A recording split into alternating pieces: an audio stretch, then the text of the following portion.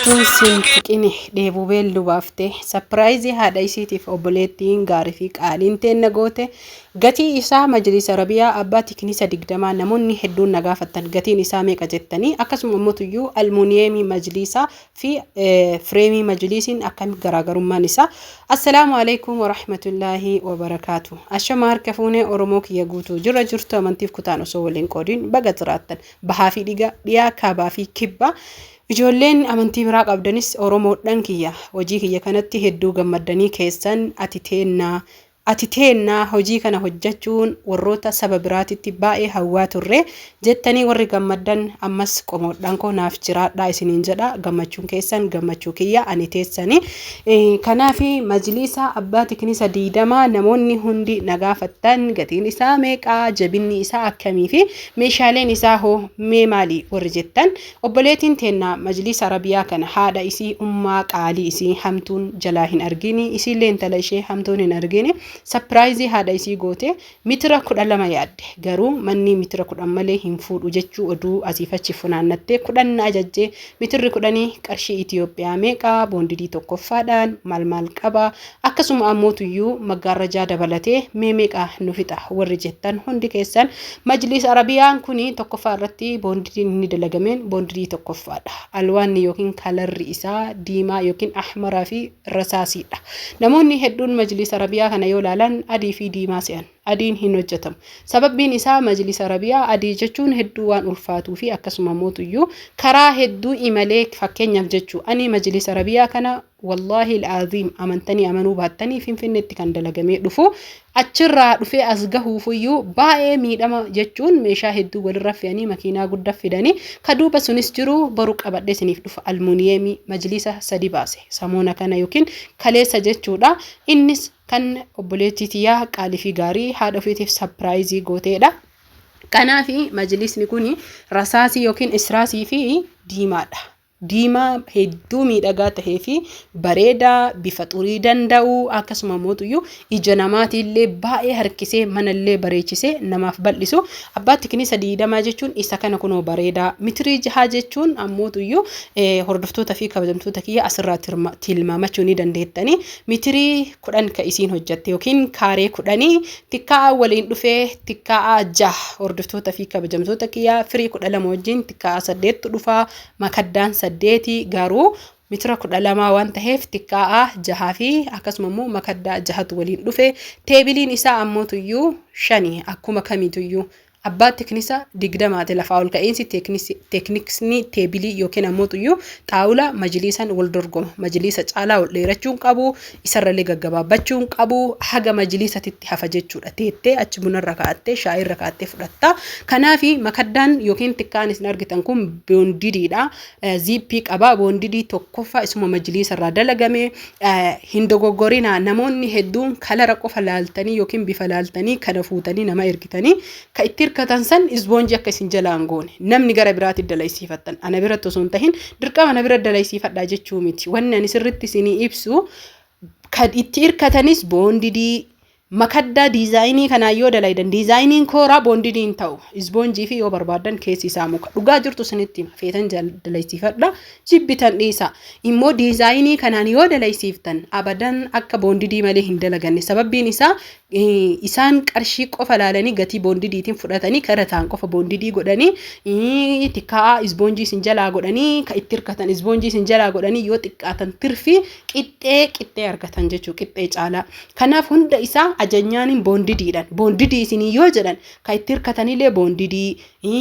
tikkaa illeen boondidii makaddaan ammoo boondidii ta'uu hin dandeettu isboonjii tokkotu jira jajjabaatan tiraasii fakkeenya zuuriyaa manaa warri dalaysiisatan ni beekanii tiraasiin suni hedduu jabaattu akkasii isboonjii ciccitatuyyuu tiraasii makaddaa masin argitan tana geengos tahee roga afree tahaa hundaa isin hubachiisa maa jenna warshaan kiyyaa miti bitaa jira waan taheef jechaanillee jechuu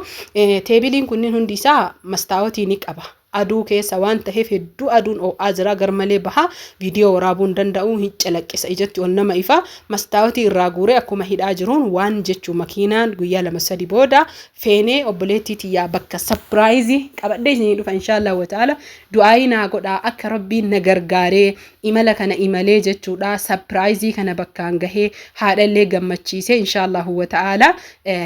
video isiniif gadhiisu na akka rabbi na gargaaru du'aayii naa kadhaa isiniin jedha kun amaanaa kiyya kunu